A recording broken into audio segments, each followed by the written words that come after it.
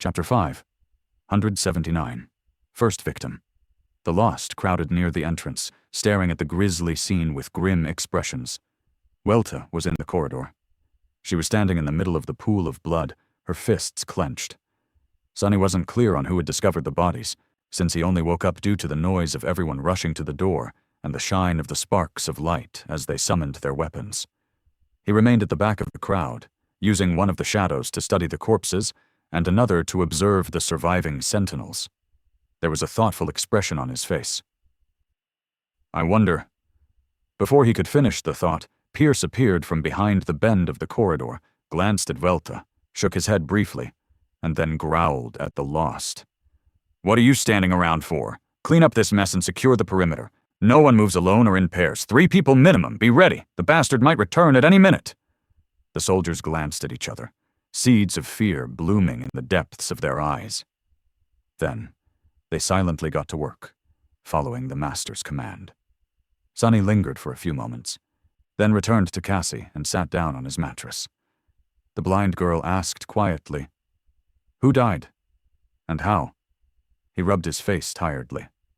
"The guards. One was the guy who had noticed my shadow back in the Great Hall. The other, I didn't know him. As to how, pretty much the same as everyone else, butchered and cut to pieces." She thought for a bit, then frowned. "And no one heard a thing?" Sonny sighed. "He must have done it really fast, or his new vessel possesses an aspect that can dampen sounds." He remained silent for a bit, then said somberly, "Anyway, you should prepare." Cassie tilted her head. "Prepare for what? Another attack?" Sonny didn't answer immediately, looking at the lost.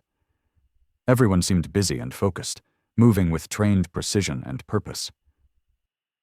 However, there was a hint of uncertainty on their pale faces.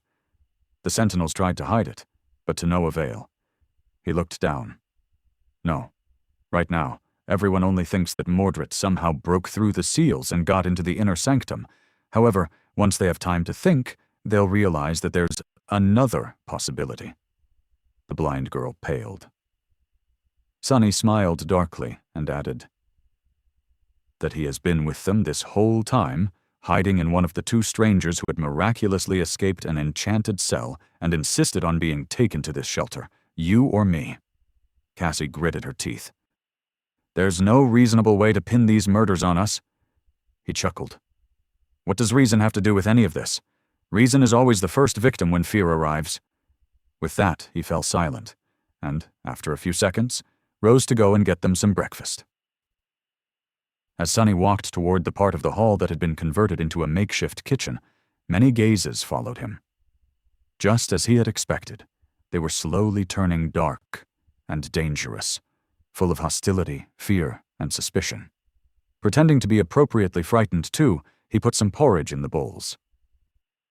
Interesting. Mordred might not have been as crazed as Sonny had thought before. From the start of it, something about how the Prince of Nothing behaved had not sat right with him.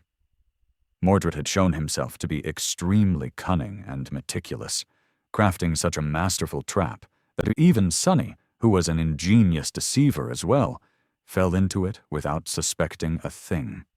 The sadistic way in which dozens of the lost had been killed, and the morbid displays of demented butchery that the prince had left in the halls of the Night Temple, however, were utterly impractical, and did not fit into this image of a cold and calculating strategist at all.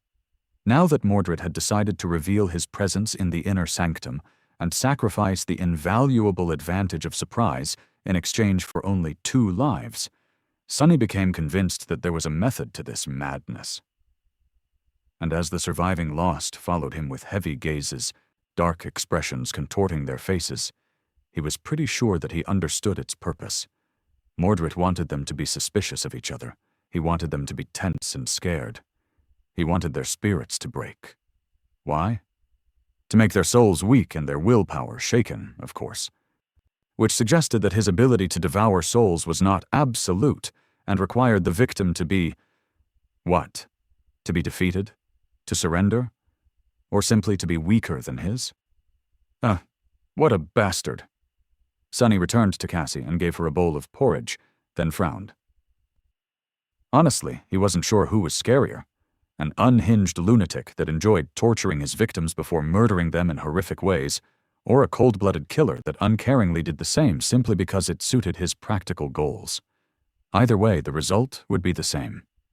The Lost were shaken, but not nearly close to breaking down, which meant that Mordred was not going to stop. No, he was only getting started sowing terror into the souls. The question was, how was Sonny supposed to stop him? He ate his porridge, then glanced at Pierce and Weltha, who were speaking quietly near the doors. And should he? Soon, Master Pierce summoned the 10 echoes. Even though maintaining them at all times cost a considerable amount of essence, it was decided that the disturbing things would remain among the lost from now on. Several were sent to explore the inner sanctum and try to find signs of the attacker, or at least learn how he had managed to get inside. The rest assumed guarding positions outside the hall, making the remaining sentinels feel both relieved and tense.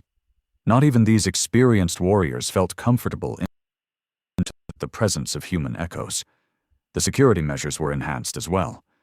No one was allowed to remain alone, and if there was a need to leave the common area, only groups of 3 could do so. Sonny and Cassie had to recruit the help of the female sentinel, the one who had the ability to turn invisible, just to visit the bathroom. And yet, none of these measures helped protect the stronghold.